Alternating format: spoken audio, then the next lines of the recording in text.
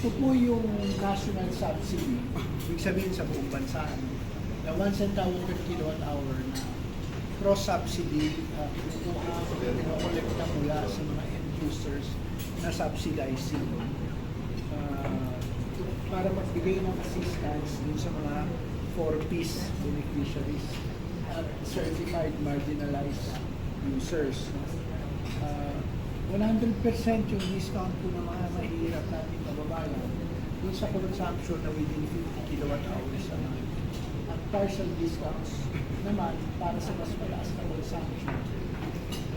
Ang fund administrator nito, our sector's assets and liabilities management.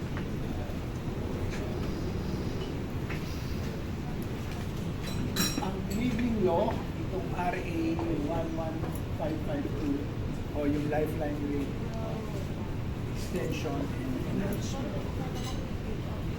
Siya naman po tayo dito sa senior citizen subsidy.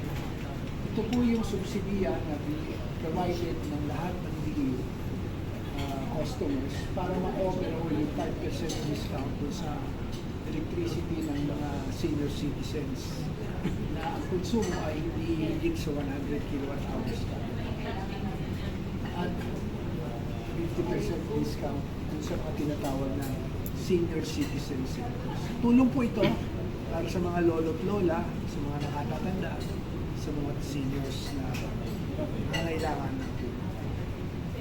Ang enabling law, RA 9994 o yung expanded senior citizens.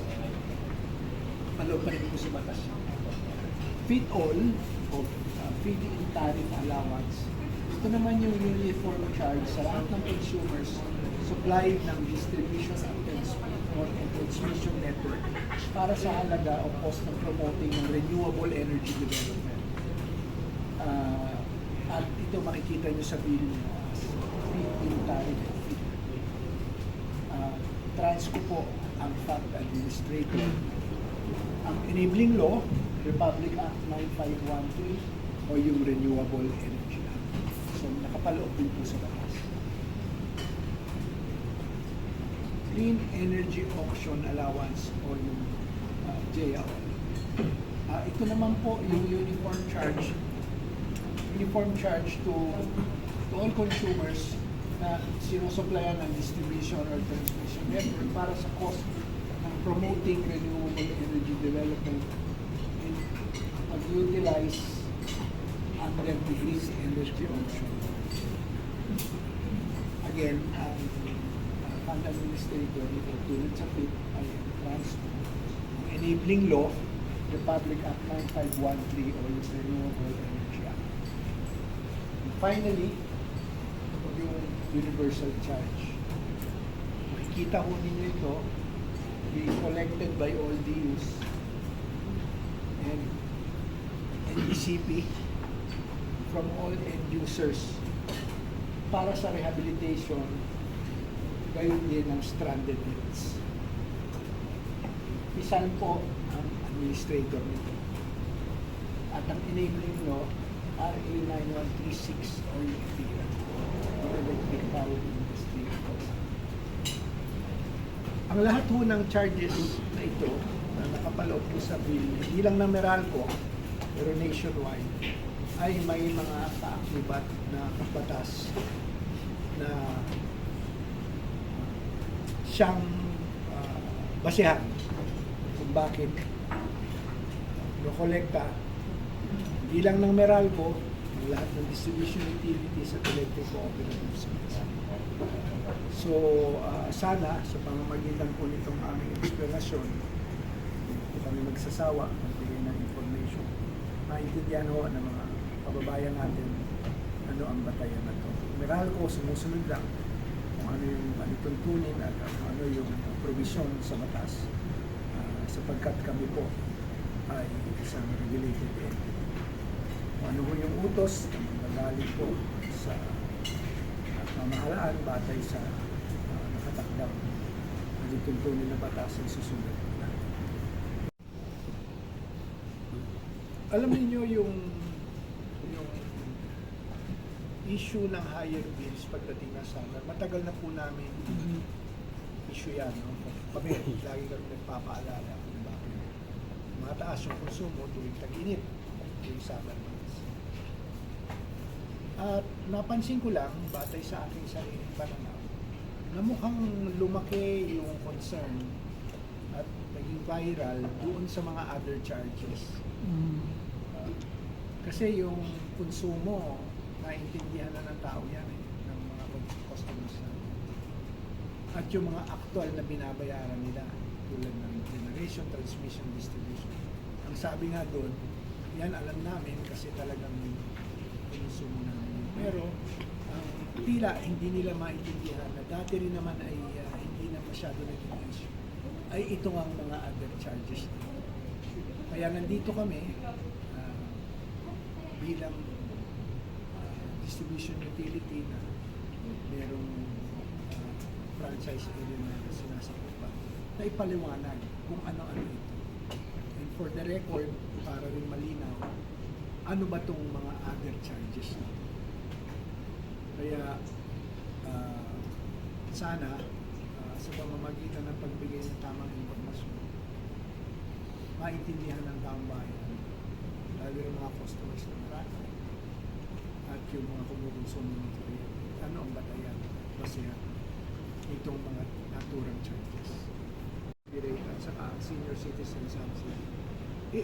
As an enabling law, para po ito i-apply. Hindi ho kami pwedeng hindi tumupad sa batas. Nandun ho yan eh. Kaya nga pinakita ko kanina, RA 11552 at saka RA 9994 para sa expanded senior citizen. May batayan sa batas. So, ang aming lang masasagot yan, sumusunod lang po kami sa batas. Yan lang. Yan ang pupunta sa amin. Distribution. Yan, tuturo ko. Distribution. So, yung sinasabi nila na dinagdag namin yung senior citizen, Yes po, yung opo. lifeline rate, ay, At yung mga pang 4-piece daw po. at yung mga pang-4P, hindi po totoo yun. Although that is a cross-subsidy, sabi ko nga po kanina. At saka yung halaga po nun, kung titingnan natin, kayo na po ang mag-umusga kung malaki o maliit. Kung 200 kilowatt hour user po kayo, yan po ay 1 sentimo lang. Kung konsumo na to, for example, 300. oh, medyo malaki to, mayaman to Pareho kami ng base. Pesos lang naman yun. 300 kilowatt hour. 788. Tingnan mo ninyo, ang pinakamalaki in generation nasa 2.6, 2.7. Di ho ba? Apa. Tapos yung Mag-explain ka. distribution, 700 lang. Para sa 2.6. Pero tingnan ninyo yung lifeline, 3 pesos. Kasi nga po, piso per kilowatt hour. Pero yan po yung tinuntirya. 1 centavo. 1 centavo.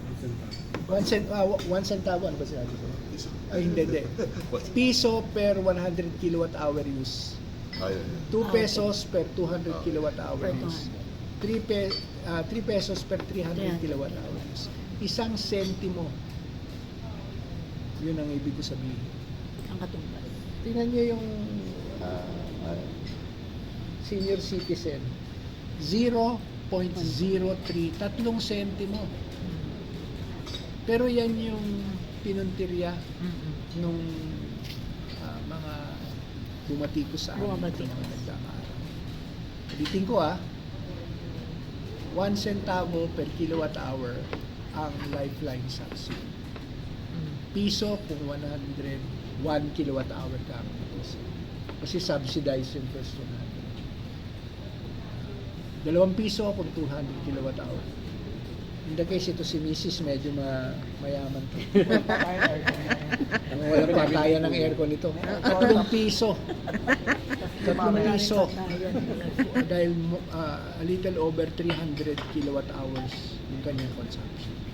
So yun lang po yun. At sabi ko nga po kanina, nakalagay naman doon kung ano yung napunta sa Meralco. At kung titingnan nyo, yung pinakamalaking component ng bill, generation charge. Yun po yung binabayad natin sa mga nagpo-produce po ng kuryente. At sila naman po ay apektado din kapag bumababa ang piso, dolya. Apektado sila pag tumataas yung kailangan nilang gamiting panggatong, fuel cost. So, syempre, i-reflect din po nila yan sa kanilang electricity rates. Ganun po talaga yan. Matagal na hong ganyan ang operation ng ating industriya.